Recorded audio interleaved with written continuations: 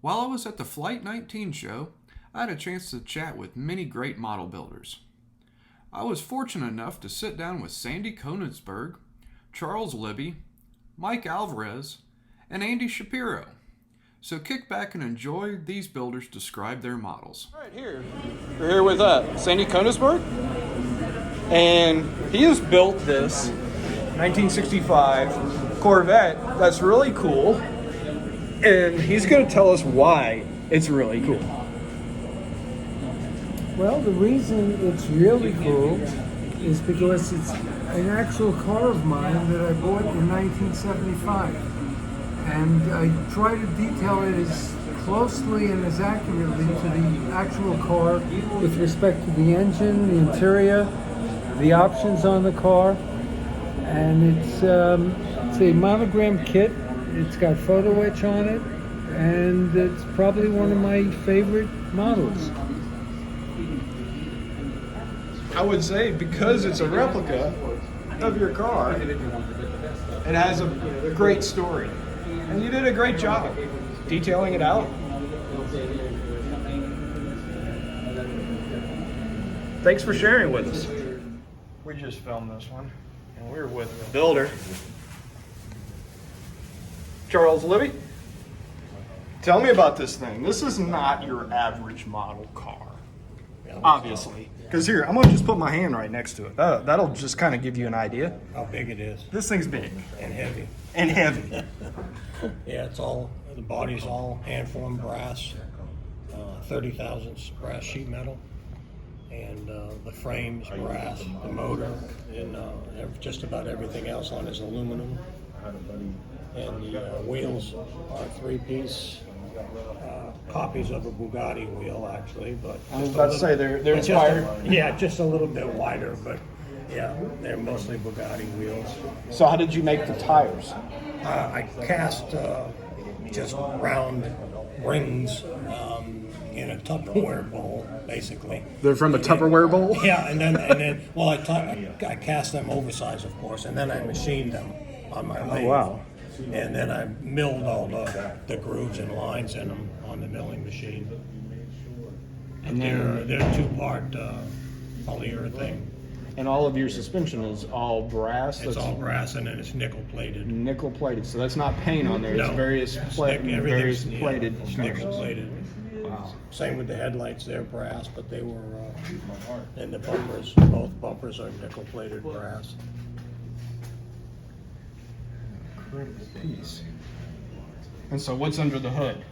There's a little Offenhauser. It's supposed to be a 270. And it looks right on the money. I had some pretty good blueprints for it, so it's pretty accurate size-wise. And I see the engine turned firewall. How did you go about doing that?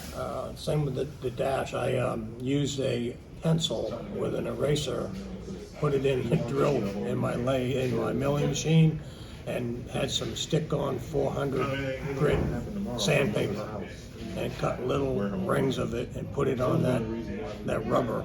Wow. So that when you touch it, it would. It's kind of just how real engine turning is done. Yeah. And just moved every 250 thousandths. And the steering wheel?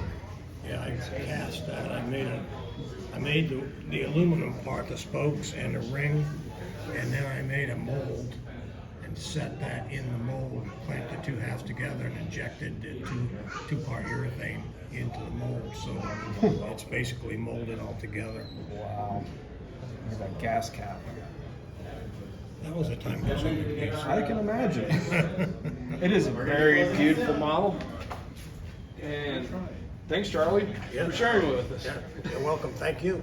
You're welcome. We've got another awesome model built by Mike Alvarez. Mike Alvarez, yes. He knows his name. I do too. So what are we looking at here? Well, this was an inspirational build. I wanted to try something with some going into the bug world. It's a camper from a delivery van. The camper part was rendered on paper, measured by my good buddy Paul Styron, and then he said, "You're good to go for it, go for the build." So moving forward, taking my time with A, B section, C section, D section, and then moving a little further back, adding a Beetle to it, and scratch building a trailer. Okay. So that covers the camper. Well, what's going on up here on top? The On story top, with, I decided I had to have a roof rack with some accessories, set of congos, a guitar made out of a coconut, and 2 blankets. The rack is made out of brass, primered and painted, and base coat and cleared. Cool. And the ladder on the side also, same way. It's made out of brass and painted, primered, painted, and cleared. So then you said something about what's behind it. Well, what's happening here? The trailer was another part of the inspirational of the build. I didn't have a trailer that would fit a Beetle. I love building trailers. I love scratch building trailers. So I said, I'll build a trailer for the Beetle.